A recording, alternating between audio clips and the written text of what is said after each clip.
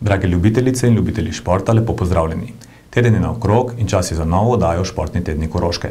Tako kot vsako soboto, bomo tudi danes skupaj pregledali športno dogajanje v naši regiji. Oddajo začenjamo s prispevkom o odbojkarskem klubu Kostman Slovenj Gradec, ki smo vam ga obljubili prejšnji teden. Igralkam članske ekipe tega kluba je namreč v letošnji sezoni uspel veliki met, uvrstili so se namreč v prvo žensko odbojkarsko ligo.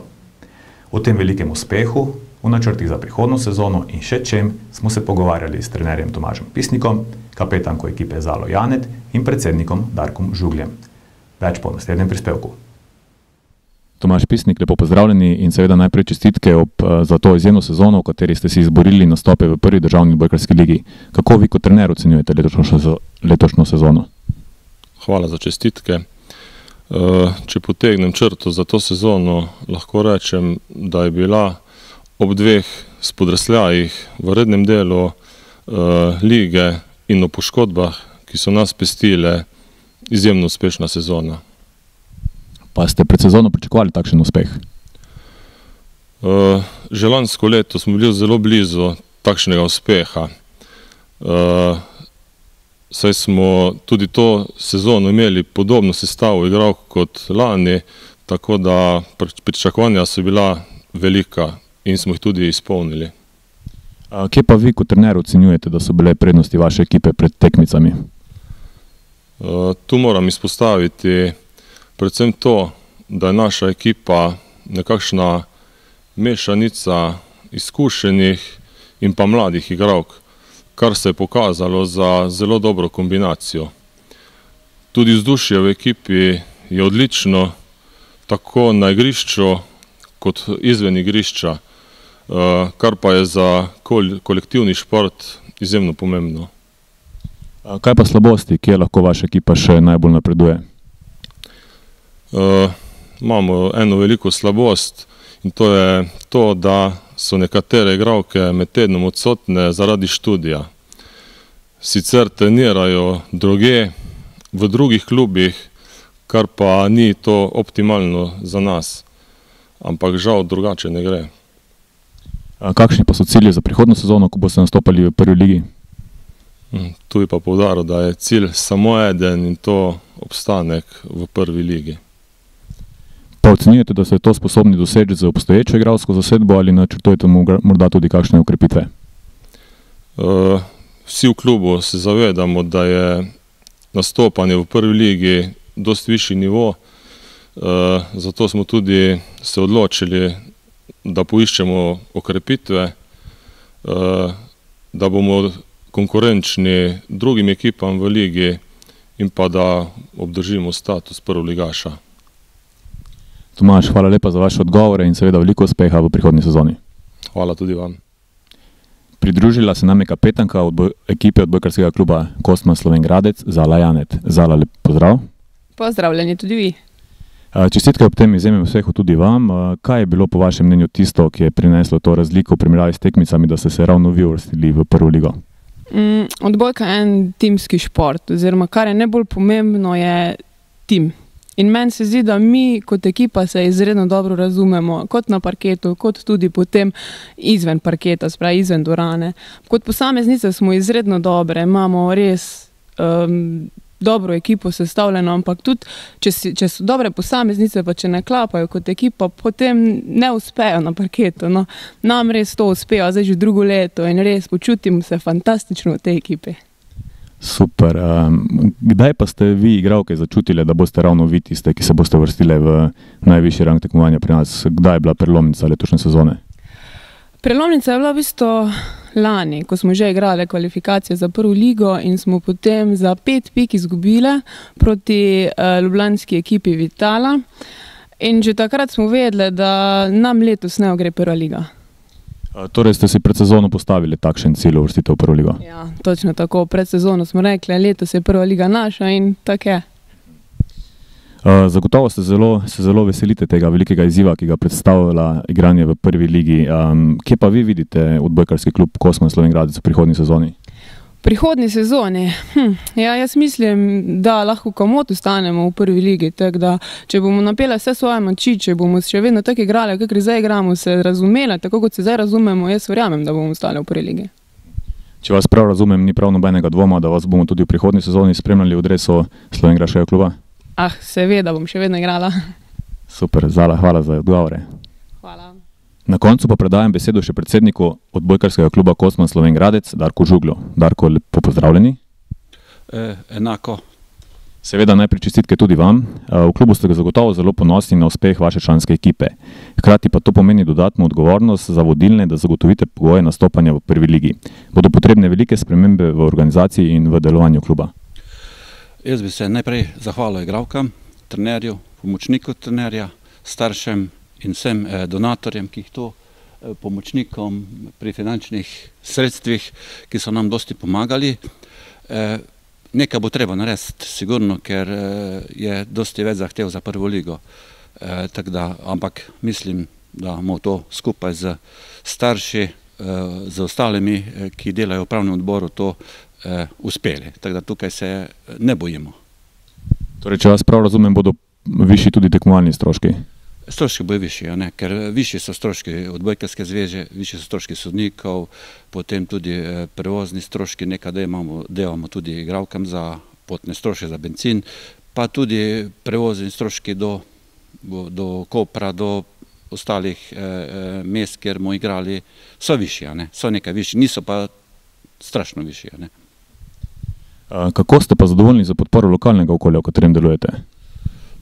Pa dobro, tukaj je financ bi lahko malo več bilo, ampak dobro, ne moremo se pritoževati. Zdaj v zadnjih letih smo tudi v odbojki viden napredek naredili. V začetku je bilo težko, ker je bilo zelo malo finančnih sredstev, ampak z kvalitetnim delom trenerjev, tudi dosti je zainteresiranost otrok, oziroma vsaj za ženski šport, in mislim, da še v bodoče še bo še bolj razvijalo, še več bo zainteresiranosti, pa tudi še določene cilje in plane imamo, da še razširimo to dejavnost na več osnovnih šol, pa tudi moče celo v vrtce. Pa boste v prihodnji sezoni še naprej igrali v tej dvorani Gimnazije Slovenj Gradec ali ste morda razmišljali tudi o selitvi v večjo športno dvorano Slovenj Gradec? Eno in drugo, ampak po zagotovilu odbojkarske zveze bi lahko še tukaj igrali. Res je, da višina ne ustreza 100%, moramo pa igrišče znotraj zaradi velikega števila črt potemniti. Tako da določene stvari bomo naredili, pa tudi strani hale sonce večkrat sije v halo in včasih moti, vsaj v določenih mesecih, sicer članske ekipe ne, ampak v mlajših selekcijah. Tako da v halo smo pa tudi študirali, ampak tam je problem smola. Zaradi rokometašev smola in to ovira pri igralkah, ko se vržejo na žogo. In bi vedno morali očistiti. Tako da bomo še verjetno tukaj ostali. Kot ste omenili, v klubu deluje tudi mlajše selekcije. Koliko je teh selekcij in koliko otrok ocenjujete, da je trenutno v vašem klubu? Letos je rekordno število 105 otrok v celi sezoni. Trenutno imamo 6 selekcij, lansko leto smo imeli pa celo 8 selekcij. Ampak naslednjo sezono je verjetno vsaj 8 selekcij, če ne, kjer več. Kvalitetno delo z mladimi pa torej še naprej ostaja ena izmed prioritet vašega kluba? Sigurno, to je točka 1. Imamo tudi trenutno najboljše trenerje, kvalitetne trenerje in glede na prejšnja leta je tudi še dodatno enega trenerja, imamo jih 5, ampak trenutno so zelo kvalitetni in se bo to čez nekaj let še dodatno poznalo. Darko, hvala lepa za vaše odgovore in želim vam seveda uspešne priprave na nastopanje v prvi državni odbojkarski ligi. Hvala, enako, tudi vam. Nadaljujemo z nogometom. V prvi članski ligi Medobčinske nogometne zveze Maribor zelo uspešno nastopa nogometni klub Korotan iz Prevalj. Po 20 odigranih krogih tekmovanja, v katerem nastopa 14 ekip, so prepričljivo na prvem mestu. Do sedaj so zbrali 50 točk, kar je 8 več od najbližjih zasledovalcev ekipe Dobrovc. V zadnjem krogu, ki je bil odigran 3. maja, so na domačem igrišču premagali ekipo Rač z rezultatom 2-0. Zadetke sta dosegla Petrič in Kuzma. Korotan je torej na najboljši poti k osvojitvi naslova prvaka v tej ligi in hkrati uvrstitvi v višji rang tekmovanja. V prihodnjem krogu bodo gostovali pri ekipi iz Brunšvika, kjer si obetajo nove zmage in utrditve na vrhu prvenstvene lestvice. Ekipa Korotana pa je 7. maja odigrala tudi tekmo 4. kroga pokala med občinske nogometne zveze Maribor in ekipo Dobrovc v gosteh premagala z 2-1. Na ta način so se uvrstili v naslednji krog, kjer jih čakajo igralci Radel. Zmagovalec tega dvoboja se bo uvrstil v tekmovanje pokala Hervis. V Štajerski nogometni ligi pa so bile odigrane tekme 21. kroga. Od koroških predstavnikov so se zmage veselili le igralci nogometnega kluba Fužinar iz Ravena Koroške. Ti so na tekmi, ki je bila odigrana v sredo 8. maja, na lokalnem derbiju premagali ekipo Slovenj Gradca 4-1. Več o tej tekmi nekoliko kasneje, sedaj pa poglejmo ostale rezultate koroških predstavnikov.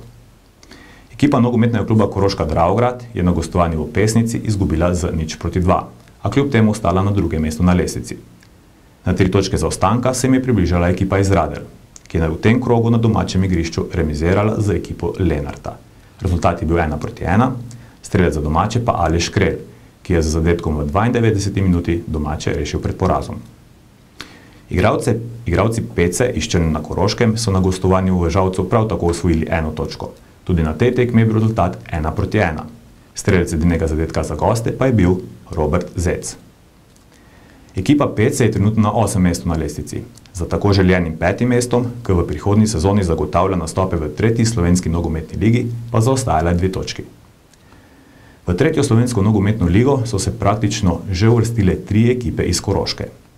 To so nogometni klub Fužinar, nogometni klub Koroška Dravograd in nogometni klub Radlje. To je dokaz, da se pri nas igra zelo dober nogomet. Poglejmo še ostale rezultate 21. kroga, lestvico in pare prihodnega kroga, ki bo odigran ta vikend.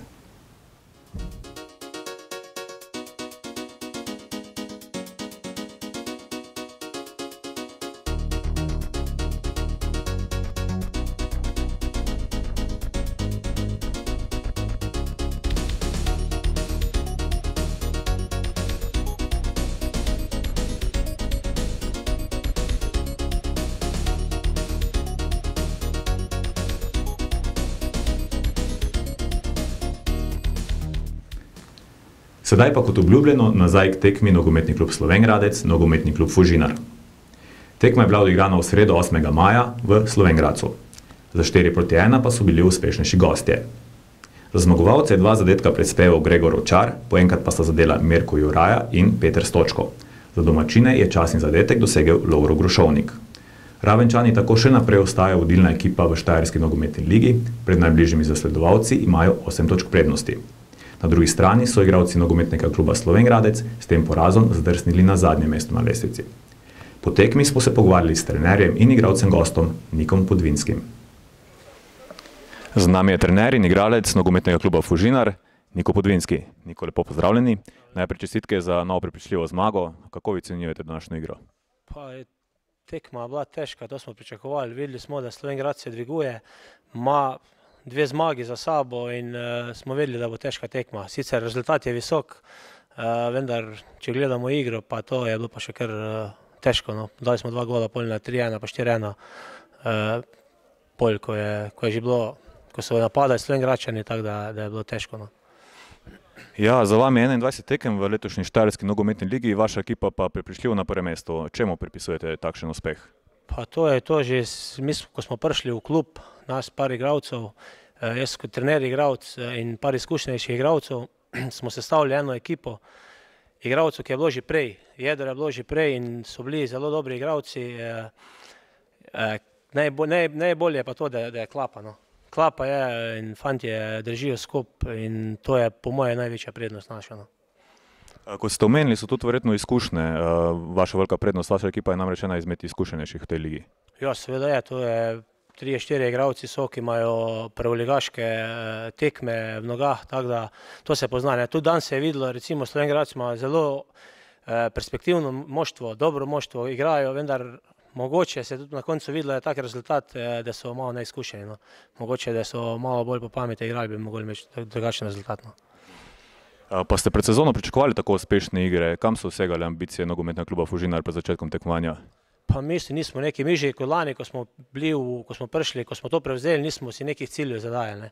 Mi smo rekli, gremo iz tekme v tekmo in potem bomo videli, kako bo. No. In lani se je steklo super, tudi letos nam dobro kaže, v začetka mogoče tudi nas niso, ko smo bili novinci, nas niso resno jemali. Ne. In mogoče je tudi to bila naša prednost in ko se zdaj tudi spomladi vidi, imamo malo več problemov, ko smo imeli v jeseni. Ne. Tako da to po moje, drugače pa nismo nekih ciljev zastavili, mi smo rekli, gremo z tekme v tekmo, če bo priložnost za tretjo ligo, bomo z obema rokami vzeli, če pa ne, pa ni problema. Ja, po koncu letošnje sezone se obetajo spremembe v sistemu tekmovanja v nižjih državnih ligah, tudi v tej tretji nogometni ligi, v katero ste vi že uvrščeni. Kako pa bo to vplivalo na vaš klub? Pa jaz mislim, da ni neke razlike. Tu bo zdaj, tako bo MNZ Maribor, MNZ Ptuj in Celje, to bo še samo Ptuj zraven, tako zdaj Štajerska liga, nekoliko močnejša bo in ne bo velikih razlik. Mi smo prej že neke pogovore, tako z predsednikom, pa to tretja liga, le večji strošek, če bi bila še, je bilo 8 klubov je iz Prekmurja v tej stari tretji ligi in bi bili še verjetno kar finančni problemi, tako pa mislimo, da bo veliko lažje, ne? In to jaz mislim, da je prav tako. Letos so torej na zelo dobri poti k osvojitvi naslova v tej štajerski nogometni ligi. Verjetno pa potihem že razmišljate o prihodnji sezoni. Kje lahko pričakujemo nogometni klub Fužinar v tretji slovenski nogometni ligi?